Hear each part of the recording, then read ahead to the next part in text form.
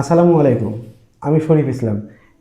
গুডি টক্স with শরীফ এর আজকে দ্বিতীয় পর্বে আমাদের গতকালকের মতোই যথারীতি অতিথি আছেন জনাব তারিক আহমদ, রহনপুর পৌরসভার সাবেক সফল মেয়র এবং রহনপুর শিল্প ও বণিক সমিতির পরপর দুইবার সফল সভাপতি নির্বাচিত। তো আমরা আবারও কথা বলবো ওনার সাথে। আসসালামু আলাইকুম। ওয়ালাইকুম আসসালাম। আমি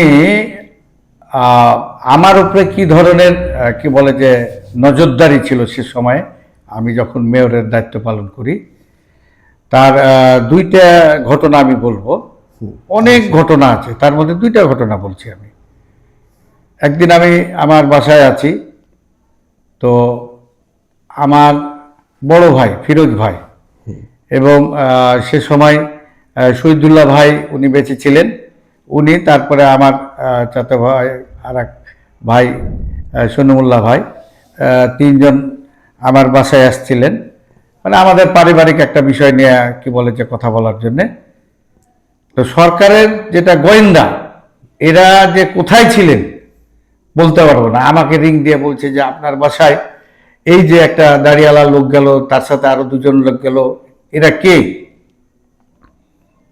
আমি খুব বিরক্ত বোধ করলাম।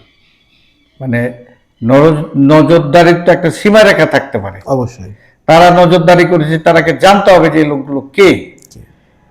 তো আমি বললাম যে ভাই, এগুলোর মধ্যে একজন একটা আমার আপন বড় ভাই, আর বাকি দুইজন হলো আমার চাচাতো ভাই। তো আমাদের একটা পারিবারিক বিষয় নিয়ে ওনারা আমার কাছে এসছে, আমরা মানে আলোচনা করার জন্য বসছি। তো বলছে ও আচ্ছা আচ্ছা আচ্ছা।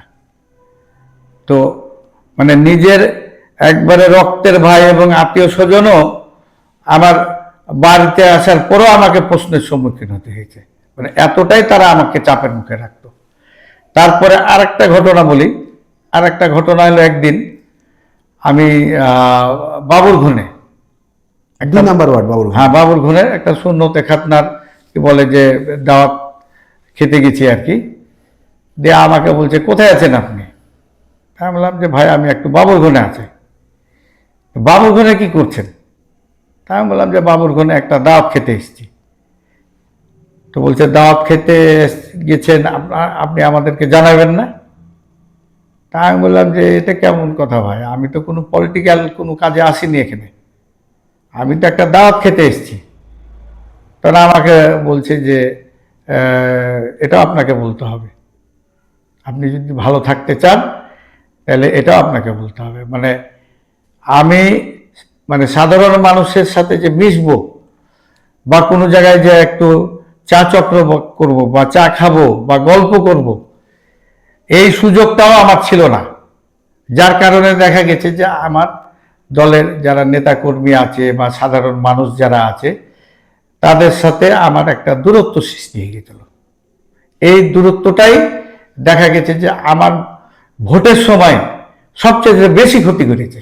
বেশি ক্ষতি। অথচ আমি সব সময় মানুষকে নিয়েই তো সময় কাটাই। আমার কাছে 10 জন, 20 জন, 50 জন, 100 জন লোকজন থাকেই। অথচ আমার মতন ব্যক্তি, আমি 5টা লোক কিলে যে কোনো জায়গায় চা খাবো, সেই সুযোগটাও আমার ছিল না। এই ধরনের চাপের মুখে আমাকে থাকতে হয়েছে। একদম অবরুদ্ধ যাকে বলা হয়। হ্যাঁ, বলা যায় যে এক ধরনের অবরুদ্ধ। কখনো আপনার এমন মনে হয় নাই তো কখনো আপনার এরকম মনে হয়নি যে আমি এতটাই অবরুদ্ধ আছি যে আমি আমার জনগণের সাথে মিশতে পারছি না, নেতাকর্মীর সাথে মিশতে পারছি না, তো ইস্তফা দিয়ে দিই মেয়রের পদ থেকে, এরকম কি কখনো মনে হয়েছিল?